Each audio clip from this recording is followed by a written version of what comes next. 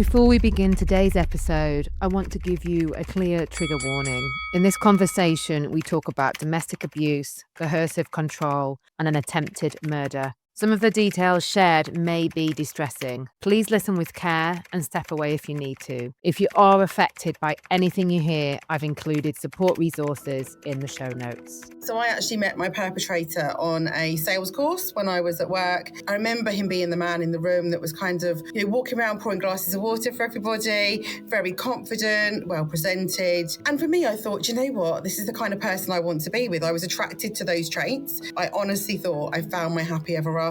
It was actually on our wedding night that things drastically changed, where he poured a bowl of potpourri over my head and said, "How dare you marry me in that wedding dress?" From that point, it then escalated and it continued for 18 months. And by the end of that 18-month period, I'd lost my friends, my family, my identity. Sharon Livermore MBE. In 2015, Sharon survived a near-death experience at the hands of her then partner. Now, Sharon is an award-winning advocate, speaker, and educator in the field of domestic abuse. I knew at that point something wasn't right. So the car was still running, opened the door, walked round to the back of the vehicle, lifted the boot up, and my then husband was in the boot of my car with knives, cable ties, and masking tape. What he'd done was spent 3 days plotting what would have been my kidnap and my murder because I'd taken the power and control away, because I'd ended the relationship. I, as you said, have made it my mission to use my voice to help others, because nobody should go through what I did or anywhere near. We need more education. We need more voices. We need more funding in the whole sector. There's so many things that need to be done. Let's dive in with Sharon Livermore. Welcome, my dear. Hello, thank you so much for having me. And thank you for such a great introduction there as well. Oh, it's a pleasure. It's an absolute honor to have you on the podcast. And, I came across you and we got connected through our dear friend, Jo Stevenson. And her podcast that her and I did, the Accidental Podcast, is still now the number one trending podcast in PS I Love Me. And it just goes to show that we need to talk about this more. We need to talk about domestic abuse more and how we can support women and also help others support those that are suffering. She's now doing some amazing work with you. And it's just exactly why I wanted to get you on the podcast to talk more about it, create more awareness and empower people, whether they are indeed suffering or if they spot someone else who's going through it in the workplace or in their friendship circles. So let me dive in straight to it. You've spoken openly about your near-death experience in 2015. Can you share with us what happened and how that moment changed the course of your life? Yeah, of course. So first of all, to anyone that's listening, a trigger warning for you. I am going to be sharing that lived experience, so it can be quite hard to listen to. So do be kind to yourselves and step away if you need to. So to give you a bit of context, I guess it's always good to know kind of the lead up to it. So I actually met my perpetrator on a sales course when I was at work. I identified personally as a female. He identified as a male. And I remember him being the man in the room that was kind of, walking around pouring glasses of water for everybody, very confident, well presented. And for me, I thought, you know what? This is the kind of person I want to be with. I was attracted to those traits. So we started a relationship. I guess looking back at first, it was the tick box of what I think we kind of, we're conditioned to think a relationship should look like, probably from things like Disney films, Instagram, social media. So there was flowers, there was chocolates, compliments, and it did move very, very quickly. So really and would you intense. say that was love bombing at the beginning? So that's what I was going to say. So when I first went through it, it wasn't even spoken about as love bombing then. It wasn't even really a word or a saying, shall we say, but absolutely it's love bombing. It's that intensity where at the time, I was in this happiness bubble. I honestly thought I found my happy ever after. I had 2 children from a previous relationship. So for me, I was, as we are in life, I was looking for that family unit that we could all be happy together. So the relationship did move forward quite quickly. He ended up moving into my home because my house was mortgaged, his was rented. I couldn't leave the home to go and date in the evening as such because I had 2 children that were in bed. So he ended up being at mine a lot more. And then he moved in, and then as time went on, we got engaged. And it was actually on our wedding night that things drastically changed, where he poured a bowl of potpourri over my head and said, "How dare you marry me in that wedding dress?" And I remember at the time thinking, I do not understand. And I remember saying, what do you mean? And he said, your dress is too revealing. One, it wasn't revealing at all, but if it had been, that was my choice. We are independent, we should be able to choose. So at that point, my world came crashing down very, very quickly.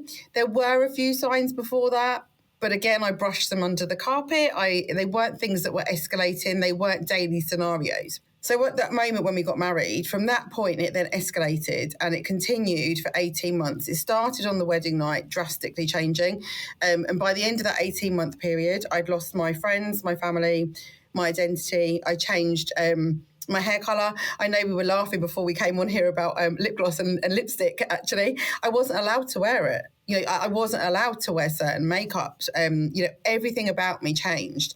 And I think eventually I hit what I would call an internal brick wall, where I just felt like I was existing. I wasn't living anymore.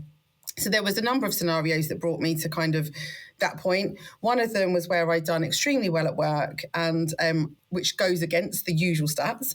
But I'd done really well at work, and my boss wanted to take everyone out for dinner to celebrate in the workplace. He said I could go, but then 2 days before he changed his mind and said, you're not going. How would you tell your workplace that you're not allowed to go to a celebration that's about you? So I actually went to work that morning and he was calling my landline saying, have you told them yet? Have you told them? And I said, no, I'll do it now. Put the phone down and stood up and said to my boss, I'm done. I can't do this. At that point, my workplace stepped in to try and help. They covered for me the next day. So I went to the police station. As you said before, it was 2015, so it was 10 years ago, and coercive control was only just coming in as a legislation or prosecution change, shall we say. And I didn't have any physical bruising on me at that point. So he was arrested, but then he was released without charge. He was told to give the keys back and obviously stay away, but there wasn't a formal prosecution. 5 days later, so I worked through the whole scenario. 5 days later, I'd gone to work. I'd actually gone to court during my lunch hour with my office manager to put a non-molestation order through. So for those of the listeners that don't know what that is, it's a protection order. That was due to be served on him that evening, although in all honesty, it wouldn't have made a difference in my scenario, but to give you a context of the day.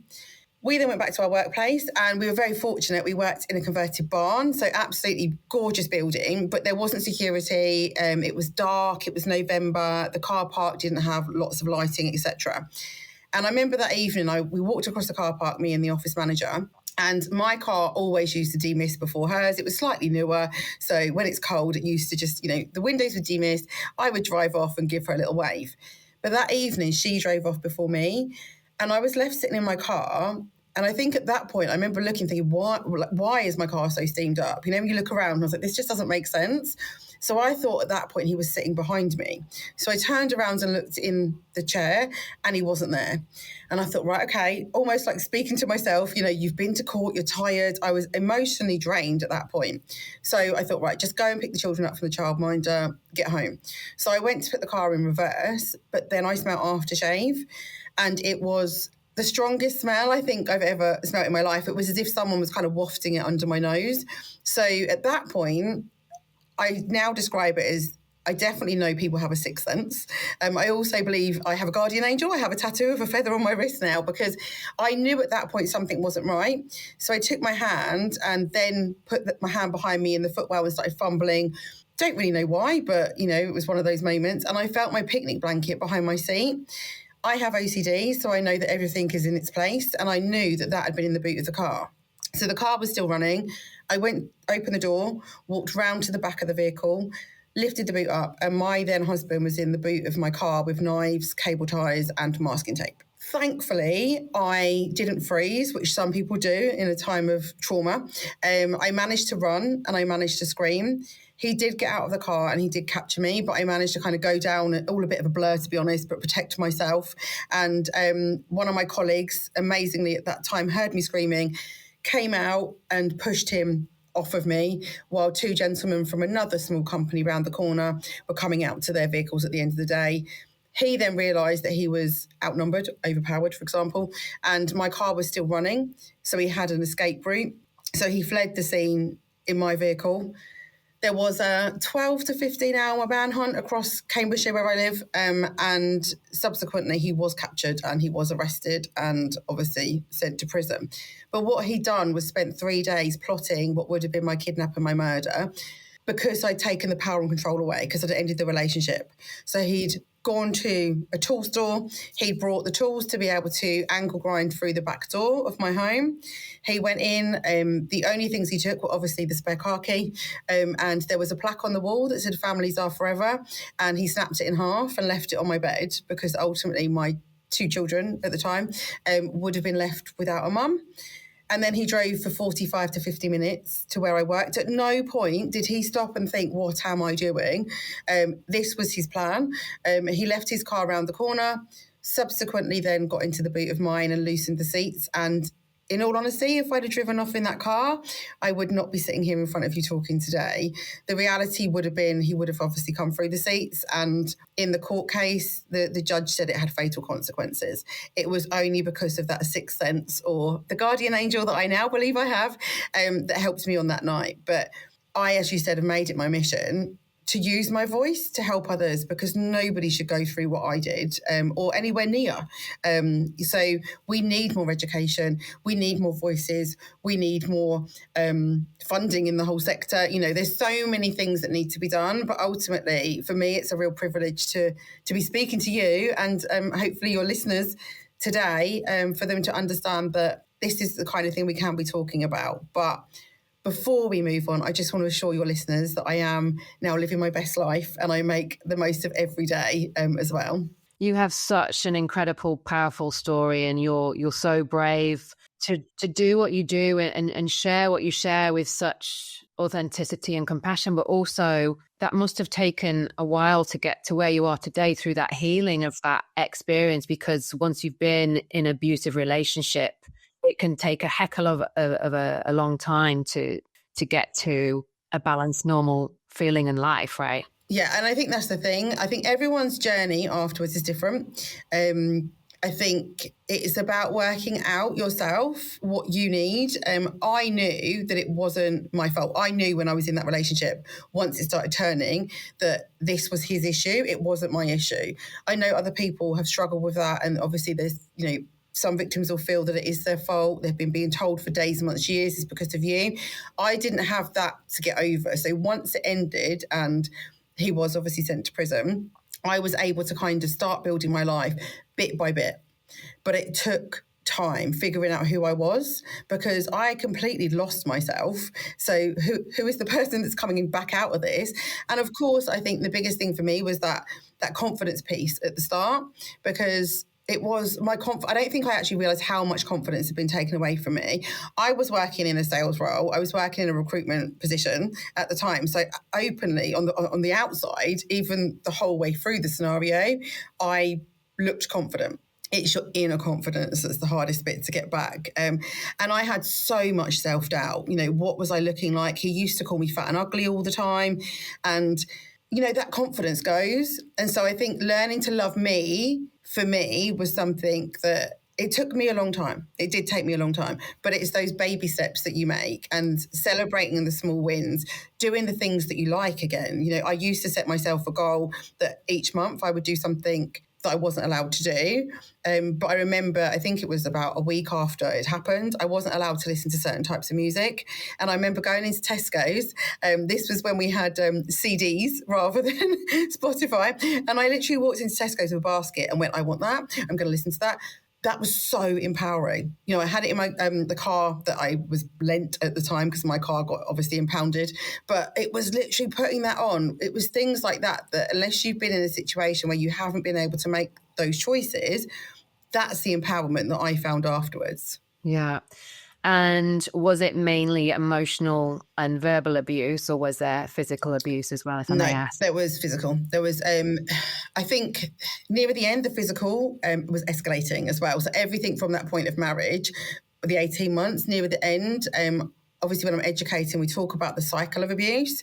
And I was going round in a cycle. So there was, you know, the tensions building, there was an incident, then there was reconciliation, then there was a bit of calm. And that's obviously the cycle of abuse. But that cycle, compared to at the start of the marriage to like I say, the run up to the end of it, I was going round and round and round in a cycle, and it would escalate. There would be physical attacks. He would pretty much knock me out on the floor. He would hold knives to my throat. He would strangle me. He used to spit at me, which is so degrading, because that to me is the ultimate, thing that I think that for me personally was worse than the knife being held at me. But explaining that to people is quite hard. But yeah, it was escalating. It was that piece that over time it was just getting worse, and I knew I had to get out of that relationship. And typically it always starts with the emotional and mental abuse first, and the coercive control that you were talking about before.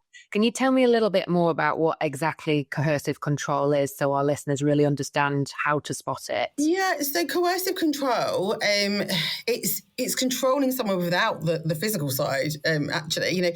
It's controlling done through manipulation, often over time. So over time, it'll creep in. You might have, for example, a tracker on your phone. At the start of a relationship, you meet someone, you've got Snapchat, and you say, oh, let's just share, they might say to you, let's just share location, because then I can see when you've left work and I can get dinner on. It isn't used as a tool at that point, but then as time goes on, that's using to control them, because they're seeing what they're doing. They'll control them in terms of, you're not allowed to go and see your friends. They'll tell you times to be places, who you're allowed to speak to as well. So it's the controlling behaviour that overarchingly starts to control every aspect of your life. It usually starts with one area. Like I say, it might just be that, you're late home. But over time, and especially relating it to my experience, it started with that. Then it was, why are you speaking to that person? You're not going there. You're not allowed to see those people. You're not allowed to wear that. And they all kind of link into other areas as well. But that control of someone's life, overall, domestic abuse is about power and control. That power and control can be taken in so many different forms. It doesn't have to be, and I know this is something we're both passionate about speaking about, it doesn't have to be the physical side. It really doesn't. And the other important thing is it could be one incident. It could be one thing that happens. It doesn't have to have been going on for a certain amount of time. That's still abuse. With coercive control, though, it will happen over time. You'll get the controlling behaviour over time. Yeah, and quite often it's subtle and gradual, and the victim doesn't realise it's happening to them until they start looking back and going, hang on a minute, and all these instances and build-ups, and their self-worth and their confidence starts to go downhill, and that's the build-up. And may I ask how far into your relationship it got physical? At what point did it start getting physical? So we got married. So we got married when we were together 2 years. And I would say probably, obviously not to the day, because my memory isn't 100% great of certain areas. It was around between a month and 6 weeks into the marriage that it then started getting physical. But that also was because I was pushing back, because, near the end of the relationship, one of the things he said to me was, why can't I break you? So he knew what he was doing. He had this plan, and we have to remember everyone's scenario is different. But his plan was obviously, once we're married, I have power and control because we're married. I am not the only person that things have changed on their wedding night either. So if someone is listening, for me, that was quite a big thing to kind of admit to people that I just got married. It started on the wedding night, because that should be the night should be one of the most happiest nights of your life. But I think it's just that it happens over time. If you do push back, it'll escalate, which is often why people will start to push back, but then they'll start to come back down, because there's the fear, isn't there? There's the fear of the escalation. There is the fear of physical and sexual abuse. Even if it doesn't happen, there is repercussions for you not complying, and that's often why. But I was going like this, and I was pushing back, and then that's why it got so much worse, because I wasn't complying all the time, or I was trying not to comply, shall we say. And that's why he said those words, why can't I break you? So that was his goal, was to break me.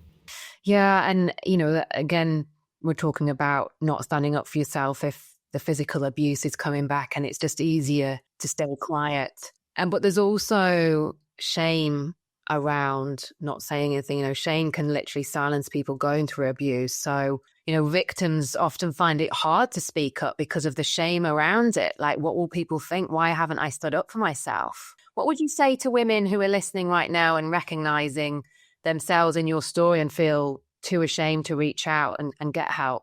I think, just kind of taking it back a bit there, obviously when you're speaking about the physical side, people will go back and they will comply because of the fear of that, absolutely. So that is why people stay in those relationships as well, because there is the fear. There's the barriers, like you say, and barriers being a huge one. There's that sense of ashamedness, embarrassment, humiliation. The one thing I would say, if anyone's listening and you are in an abusive relationship, or you've even recognised from, just hearing this, it is not your fault. That's the biggest thing, is realising it is not your fault. As the victim survivor, it is the perpetrator abuser's fault. So when you understand that, people, you will think, and I know I was the same, I thought people would judge me and go, well, she let it happen. No, I didn't. Absolutely not. And I think that was my journey as well, was realising that I did not let this happen to me. It happened to me. So if someone does feel, ashamed, do not feel ashamed. It's not your fault at all. And people will not see it like that. If you are being abused, you are the victim. And of course you can become a survivor, absolutely, or a thriver, as they're called as well. Some people don't like the term survivor. I personally choose to use it that way. But I think it's understanding there are so many barriers. People also think they're going to be judged and seen as weak. Absolutely not. The one thing I will say is that every survivor of abuse that I know, or victim, they're the strongest people that you'll ever meet, because they've had to be. You have to find a resilience that you didn't even know you had. And of course, there are so many other barriers. Financial dependency is a huge one. If you haven't got access to finances because you're being financially or economically abused, how do you get out of the relationship? There's so many different barriers, and each person's barriers will be individual to them. Absolutely. And then we've got the breaking the stereotypes, right? People often have an idea in their head of what someone being abused looks like. I mean, take, for example, Jo, what she went through. We all said, my goodness, I can't believe it's happened to you, Jo. She's like high-powered, amazing, intelligent HR director, now has her own business. She's incredible, beautiful, tick, tick, tick, tick.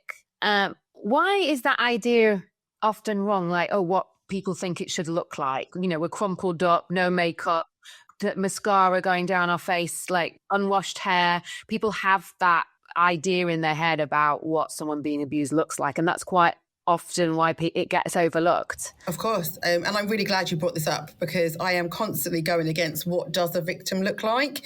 And it can be anybody. I think social media, I think some of the films that that are out there, even soaps, they do, if you actually just kind of take yourself back and look at them, it's changing now, but prior to that, it was focused on people that weren't in high-powered jobs, that didn't wear makeup, that didn't, make themselves look the best way that the best they felt comfortable doing. So as people that have been in society, you take that societal view on what it looks like and who it can impact. But that's so wrong. It's so wrong, because often, it does happen to more people in high-powered positions, because perpetrators will choose to do it because they want the challenge of breaking you down as well. There's so many different scenarios, but a victim can look like anyone. A victim can be anyone. They could be in debt. They could be a millionaire. It doesn't matter. You can wear makeup. You can not wear makeup. You can work as an HR director like Jo. I was working as a recruitment consultant. It doesn't matter who you are. We need to get away from that, what does a victim look like? And I've even been to events afterwards, quite soon after I went through what I did. I went to a survivors meeting and went in, sat down, and I was wearing a suit because I'd been for a client meeting, had my little briefcase with me at the time. And I remember walking in and sitting down at the table with other survivors, and I didn't realise that, but each table had a member a workplace, shall we say, like the police or social workers that were in that space, and they were all going to chair the table. Well, they thought I was the chair, and the people went, oh, so who do you work for? And I said, no, I'm a survivor too. And even the victim survivors at that point went, you don't look like a victim survivor of abuse. And I went, stop. why not? And they said, because you've got makeup on. Like and I went, what, my clothes?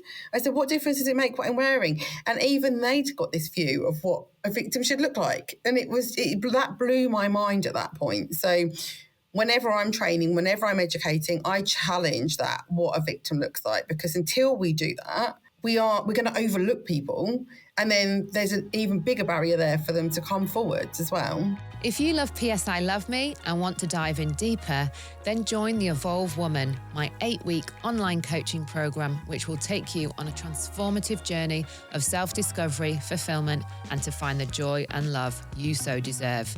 Check out my Instagram, Linda Williams Coach, to find out more.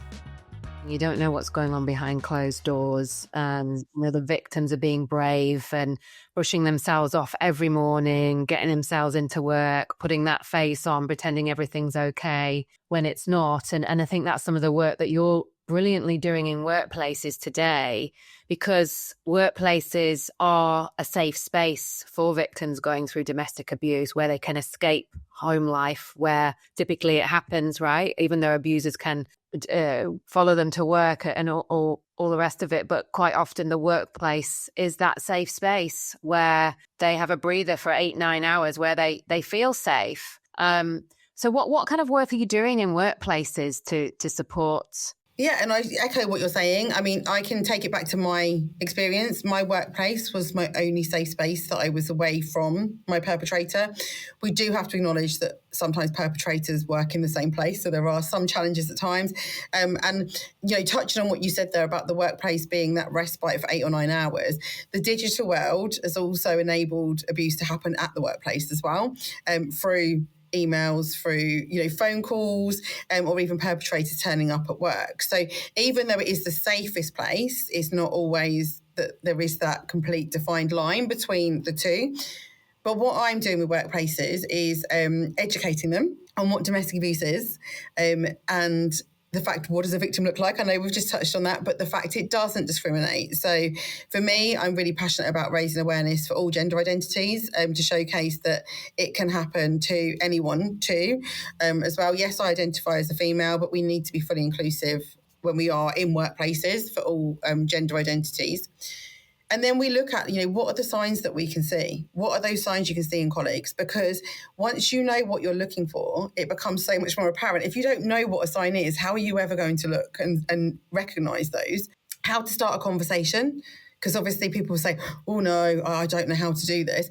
It's never going to be easy, but we give tips, advice on how to start the conversation, and then how to refer to support. Because ultimately a workplace is not there to save someone's life directly, but they can work with the individual, support the individual, signpost them to external support services, the ones that are relevant for them, make reasonable adjustments and help them on that journey. Because if you take away their financial independence from that job, that could be a huge barrier as well. So we need to work with them. And it's a privilege to do. I work across the whole of the UK through our CPD accredited course that Joe also delivers as well, which is our domestic abuse champion training. And then we deliver lunch and learns as well, because it's so important that all employees have the minimum level of education, because it will be your colleague that sees the signs potentially. It won't be the person in HR if they're trained, because they might be sitting in a different office. So it's and it's working. We are slowly but surely working with different organisations in different sectors, and obviously the policy and guidance that we have, the free policy, which is uniquely named Sharon's policy, is a free tool that's available for organisations as well. So it's taking time. Of course, these things do take time, but I think more organisations are realising that actually they can make a difference to their employees. Yeah, and you actually found solace in your workplace, because it was that time that your ex-partner called you and you put the phone down and said to the office, I can't do this anymore. Absolutely. Did they spot the signs? Did they say, we thought something was up, when it all came to light? Absolutely. So actually in the CPD accredited course, the domestic abuse champion course, we've actually got a video of Alex, who sat next to me throughout the whole time I was in the relationship. And I think what you get from that is Alex says, I knew something wasn't quite right. Like, it just didn't make sense. He'd turn up at networking events, he would come into the office, he would call and ask where she is. But I just couldn't put it all together to work out what was going on. But now she's trained. If she could go back to that time, she would absolutely have tried to start a conversation and tried to intervene and offer, support in the right way, referral pathway.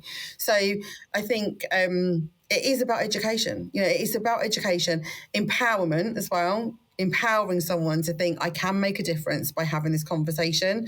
So those things together, education, empowerment, knowledge, as we say, knowledge is power as well. So all of those things help more people feel confident in that space to be able to make a difference. Yeah.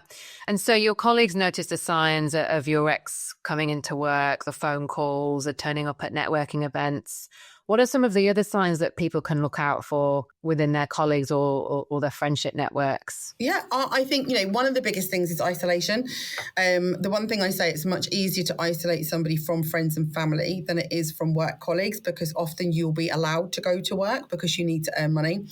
But isolation, if it's a friend or family, keep in touch with your friends and family. If it doesn't feel right, then it's probably not.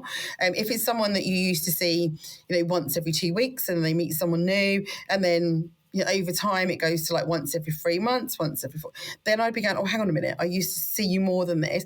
Of course, it doesn't mean they're being abused. They might just be in a life change and they're happy, and life does move on. But it's things like that. So isolation is a key tactic. The digital side of things as well. If you've got a friend, family member or colleague that's constantly on their phone and it looks like they're messaging, or they keep running out of the office, or they're out on a night out with you and they keep going to, I just need to go and call my partner. Why? Why do you? That's a very common sign, especially with friends.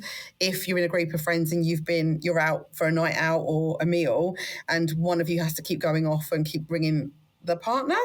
I'm in a healthy relationship, thankfully, now, and I go out with my friends and I don't have to report in. Of course, if I'm running late, out of courtesy, I'll send a message and say, don't panic, all is fine. I'm literally just still hanging with the girls and I'll be back a bit later. But I don't have to keep going out and saying, no, I'm not speaking to a man, or, that was my issue with my perpetrator. It was all around me speaking to members of the opposite sex. So, if you see that, absolutely. Other signs will be change in appearance. Very, very common, because you might have friends, and obviously it's easier to notice on some people. If someone doesn't wear makeup anyway, then, those changes are much harder to see. What you tend to see with people that are wearing makeup, having their hair done, because that's what they choose to do, over time, that will start changing. So for me, I stopped having my nails done, my makeup, I wore makeup still, but it changed. Like I said, I wasn't allowed the lip gloss. I wasn't allowed lipstick, so I didn't wear that. So that changed. My hair colour changed as well. So all of the things that kind of made me started to disappear. And again, of course, we have life changes, but they should be our choices. So that could be a sign. And I just think, trust your gut. I know that sounds really obvious, but trust your gut. If you feel that something isn't right, we have a duty of care to those around us to ask how someone is. You don't have to go straight in with are you experiencing domestic abuse? Because that's not going to help. People might not see it as domestic abuse. Domestic abuse is a very harsh word, as it should be. But at that time, if you notice in a friend, family member or a work colleague, they're not okay, how are you doing? You don't seem to be yourself at the moment. Is everything okay? We're not saying go in there and go in straight into the domestic abuse talk. You're asking how someone's well-being is. And what would be the next step if they replied, actually, things are not okay, I need help, you're the first person that I'm voicing this with, whether that's a friend or in the workplace? What would you advise the next steps are for that caring friend or colleague that has opened the conversation on that? Yeah, I think, first of all, safety. So if they are in immediate danger, and it's a safeguarding issue, you've got a duty to call the police if it is at that point where it is danger to them. But if not, try and find out and have that conversation. Like, okay, so are you ready to leave yet? What's been going on? What support do they need? So, the instinct of somebody like myself would be, right, just come and move in with me. We'll get this sorted. But that doesn't solve that long-term issue. We can't do that. So what we need to do is work with the individual and say, what is it that you need to help you in this? Obviously, in a workplace, it might be things like flexibility. They might need an advance on pay if it's possible. If it's a friend, how do you want me to help you? Like, what is your thought process? Are you ready to leave? Or often it's the fear of the unknown as well. Because actually, sometimes people would rather stay in an abusive relationship because they know what's happening than go into that unknown space, which is really scary. So my advice would be, whether it's a colleague, a friend, a family member, look at their options and help them fact find, if they're not in immediate danger, of course, to see what their life is going to look like. And that's giving them the opportunity to speak to frontline support services, the opportunity to maybe go to, the local housing association, the council if they need to, if they've got to flee a home. Look at what does that look like? Because if you're then working with them and helping them gain knowledge, the more of the unknown that they then know, the more likely they are to take that step and not go back. Because if you take a step quite quickly, a kind of off-the-cuff moment, you're more likely, once you process it, to go, oh my goodness, I can't do this. You're going to go back. You're going to be manipulated back. If you've got a few of those things lined up and you know the answers to some of the concerns that you will have, then you're more likely to be able to leave and less likely to go back. Yeah. And I guess some people would be on the fence because they've been so controlled. I'm wondering whether it's actually a problem or not. Do you see that quite a lot, of actually recognizing enough is enough? And in some cases, they've been through so much that their self-confidence and self-worth is so on the floor that they can't actually think straight and make sense of, is this abuse? What is happening to me? Is this right? Yeah, so obviously we aren't a frontline support service. We're educational training, but working in this space and being a survivor myself, and obviously being out there on a lot of social media and speaking of things like this, people will reach out to me, and that's absolutely fine. I do exactly what I've trained and educate other people to do. So I do take quite a few phone calls for people, Teams meetings for people as that first port of call. Of course, I always make it clear to them I'm not a frontline support service, but I can have that conversation. An example, in the last few weeks, I've had a call exactly what you're saying. The person that disclosed said, I've been given your number, this is what's happening. And I was on the phone for half an hour. But what became apparent was what they were experiencing. They were like, well, I didn't know that was abuse. I mean, how is that abuse? And I'm like, but do you feel okay with it? No. Have you told them that you're not okay with it? Yeah. Okay, well, then that's abuse. That's not healthy for you. And their situation was escalating. So obviously I'm trained enough to know that when it starts to escalate. So straight away, I've signposted them to local support services and said, look, can you step in? Can you take it from me? But there is that thing. If you've been living in a relationship for a long time, or in life in general, right? We do things and then all of a sudden the penny drops and you're like, oh my goodness, I've been doing this for 10 years. It's the same thing. A lot of us are living day by day. We've got other things going on. We may have children. We may have a job to think about. Whatever it is, life isn't easy, especially not in the world we live in these days as well. There's lots of challenges. So which is your challenge you're going to take on? And actually, that one can get brushed under the carpet sometimes until usually it either starts to escalate and then people go, or they get to a point where maybe their life has changed as a whole. Children maybe have moved out, gone to university, and then they go, I'm not okay with this. So that happens as well. But for me, at least they are recognising at some point in their life that this isn't okay for them. And of course, you can look back and go, why didn't I do it sooner? But we all know it doesn't work like that. And so that question of why did they not just leave is the worst thing to say to a victim survivor. There are so many things to consider. Absolutely. And what are some of the frontliners and support services in the UK specifically that potential victims can go to? Absolutely. So obviously there are lots. The one thing I will say is if you are a victim of abuse yourself, or if you are looking to support someone and signpost, it's about getting a person-centred approach for that individual. You can signpost to more than one support service as well. And the other thing I would say is by speaking to a support service, it doesn't mean that you have to leave that relationship there and then, unless there is a safeguarding issue. So if people are looking to fact find, there's a lot of the time people even say to me, no, don't put me in touch because I'm not quite ready. It's a conversation. So that's one thing I would give advice to people.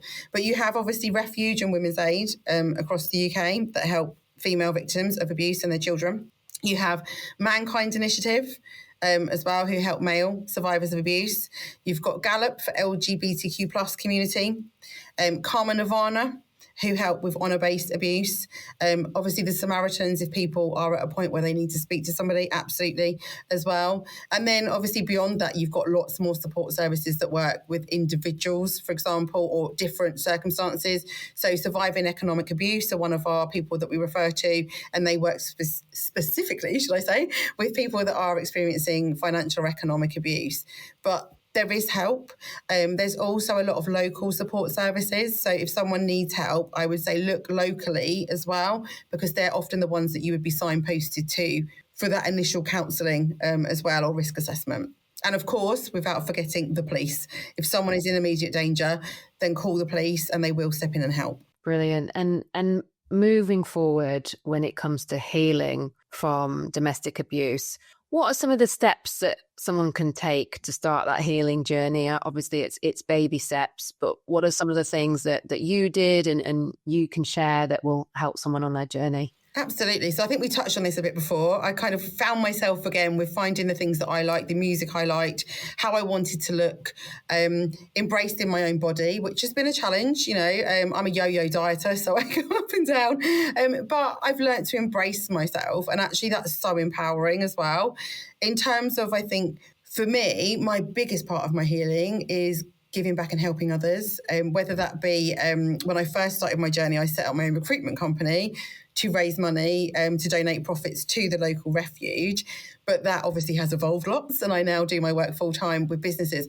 But every time I do that, that's part of my healing too, because I've got that empowerment for myself. So I would say find something you truly love, do it step by step. Reconnect with your friends. That was one of the most important things for me, was reaching out to my friends and family and saying, look, this is what's happened. Please, I need your help. And stay connected.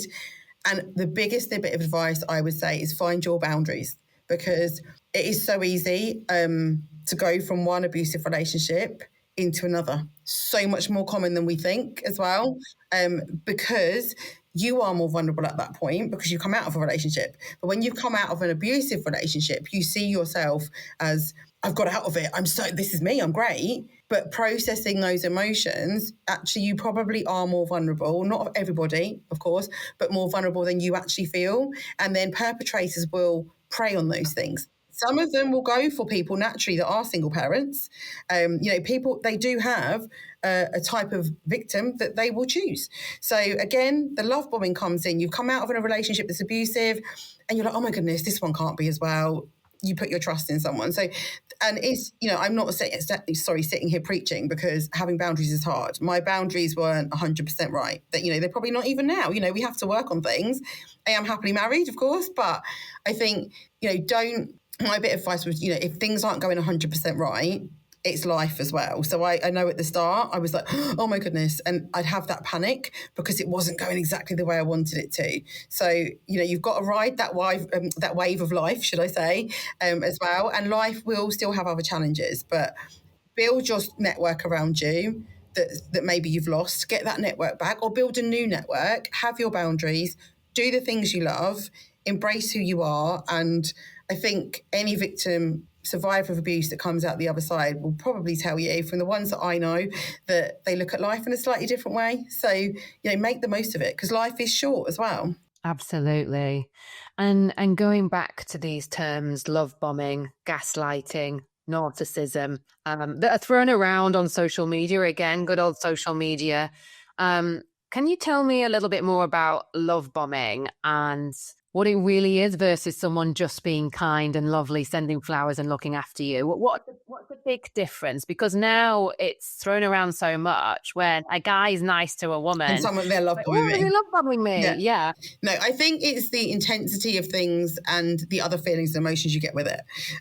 So, there's flowers, there's chocolates, there's compliments all the time. But along with that, there's text messages all the time from the start. It's that intensity. It's everything that comes in that. So, of course, people can buy presents, people can take you for dinner, but then they're not checking on you the next morning. So where are you? What are you doing? That. And at the start, it's easy to take that as someone caring about you and just being like, oh, in that love moment, which is why it's called love bombing. But actually, if you take a step back and think, okay, that's fine. They've messaged me this morning, but I'm not going to reply until 1 o'clock. That would be my test. I would kind of go, oh, okay, they've messaged, but I'm not going to reply straight away, and see what that behavior does. See what that person does early on in that relationship. Do they just leave you and then you maybe message them 6 hours later and go, oh, hey, hope you've had a good day. Yeah, I've been out shopping today, been out with my friends. What have you been up to? And they don't go, oh, you took ages. So it's those things, you see what I mean? They're subtle, but that's where you need to kind of take a little step back and go, ooh, okay. Around that. So yeah, I think it is, it's easy to get swept up in that emotion of a new relationship. And that was me. You know, I'm living proof, that's what happened. And all of those things, he would message me right at the start, very consistently throughout the day. But at that time I was like, oh my goodness, this is a new relationship. So I would say, yeah, absolutely. They would be my things of like, just step back a little bit and just see how they respond to you. Yeah. And as you mentioned earlier, that sixth sense that I believe we all have, and listening to that gut intuition, that quite often when, high achieving women, you, Joe, it's being able to tap into that gut feel and listen to that gut feel and go, oh, hang on a minute, this doesn't feel right. Why doesn't it feel right? What's going on here? And I think tapping into that intuition and that sixth sense and not ignoring that gut feel, it's one of the most powerful senses that we have. Yeah, and I think, that is the thing. And I ignored my gut so many times in the past. I did. I'm not going to sit here and say I didn't. But now if I get that gut feeling, I'm like, I'm getting that, because that's where your emotions come from. So why are your emotions all over the place? If it's somebody that you're trying to start a relationship with or you're in a relationship with and you're getting that gut feeling, where is that coming from? What is it that's making you feel that way? And listen and work it out. And if you need to, unpick it, figure out where it's coming from. But please do trust it, because like I say, it saved my life, to be honest. Yeah, absolutely. So tell us, if someone wants to get in touch with you about getting domestic abuse education into the workplace, how do they reach out and what does working with you look like? Okay, so the easiest way to reach out is to pop us an email. So it's office@domesticabuseeducation.co.uk. We also have our website, so that is domesticabuseeducation.co.uk as well, so people can have a look. But what it looks like is a partnership. So we aren't a tick box for organisations. It is about working with the organisation, potentially at the start of their journey. So as I said before, we've got free tools that can help them. So we've got a free downloadable policy and guidance notes, and then it's moving on from there. So in my view, you need the policies, the guidance, the training, the cultural changes we said before. So we work and we can step in at each individual point. We can come in and retrain domestic abuse champions. I do that often now. We work with budgets as well. We understand that there are budget constraints for organisations as well. So what can we do? How do we reach your workforce as well? Because what works for one organisation doesn't work for another. For example, I have delivered training in the middle of the night, which was interesting. There was lots of Haribo sweets being eaten that evening. But we will work with the organisation, and ultimately by the end of working with us, they will have a pathway. They'll be on their journey in the domestic abuse space and making a difference. And then we don't disappear, of course. We are there and we carry on that work with them as well. Yeah, and looking at the stats around domestic abuse in the UK today, it's really becoming essential that workplaces get the education in place and have the ambassadors and have the support there. I think that's the thing, isn't it? When we're talking about 1 in 4 women, 1 in 6/7 men, it kind of goes between the two, and other gender identities as well. So 1 in 4 in the LGBTQ plus community as well. If you look at your workforce, absolutely. There will, depending on the size, there's most likely to be someone. And if you're looking at the cost to the employer per survivor on lost output, the average is £7,245. And that's per survivor. So, if you can make a budget work, the budget that we use is under the cost of one person being a victim survivor. So, it is about, and of course, I would like to think it's about well-being, but we know businesses have got to also make money to be able to pay their employees. So I see it as a really positive thing for the organisation, financially, well-being for the employees as well. But as a whole, it's everyone's business. It absolutely is. It's absolutely brilliant what you're doing, Sharon. And what's next for you? What are you working on in the coming months? Well, so October and November are super busy because it's Domestic Abuse Awareness Month. Then we go into the 16 days of activism. We are currently doing a review of Sharon's policy. So we do an annual review to make sure that everything is as up to date as possible. So that's going through checks at the moment. Lots of conferences I'm speaking at as well. And then ultimately, I want to grow domestic abuse education. I want to be able to bring in more people like Jo to do the training as well, because actually the more people that we can reach, the more organisations, the more difference that we are going to make. I'm sure in between that, there'll be lots of other projects that will come up as well, because I'm always coming up with new ideas for guides and things that are needed in the workplace. But yeah, it's a real privilege to do what I do.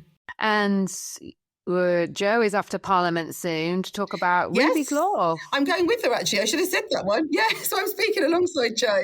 Yes, so we're speaking about Ruby's Law, which is around pets being used as a form of coercive control or them being abused themselves in a relationship. So again, it's often an overlooked area. And what we're looking to do is give our voices to the campaign around Ruby's Law, which will have animals, pets protected in protection orders, along with the victim survivor. So yeah, me and Jo will be there in Parliament, which is incredible. And if you'd have said to us, me and Jo met, I think it was about 2 years ago now, the time has flown. If we would be standing in Parliament speaking alongside each other, we would have probably laughed at each other and gone, really? But actually, it just goes to show, if you're passionate, if you genuinely want to make a difference and you believe, you can make these things happen. So yeah, that's going to be a huge event for us and a real honour to use our voices in that space. Amazing. I can't wait to hear how it all unfolds. And just wrapping up the session, what is the message you want every woman to walk away with after hearing your story and sharing your advice today? My biggest bit of advice to every single woman is believe in yourself. We are beautiful. We are strong, even if you don't feel it, and you can make things happen. You can lean on people and get support to get there. And don't be afraid to lean on other women to help you on your journey, because I haven't got to where I've got without collaborating, without support. And Jo is one of those examples, so we need to work together, but believe in yourself, because you are amazing. Well, Sharon, it's been an absolute pleasure. I feel privileged to have you on PSI Love Me, for you to share your story, to empower other women. And what you're doing now is phenomenal. So I wish you all the best. Keep in touch and come on the show again soon. Thank you. Thank you for having me. I really appreciate it. That's it for today's episode of PSI Love Me. I hope you've learned some interesting nuggets to weave into your everyday life to feel a little lighter, brighter, and inspired. If you loved today's episode, be sure to subscribe, rate, and leave a review. It helps more high-achieving women like yourselves to find us. And don't forget to follow us on Instagram, Linda Williams Coach, for more daily inspiration and updates.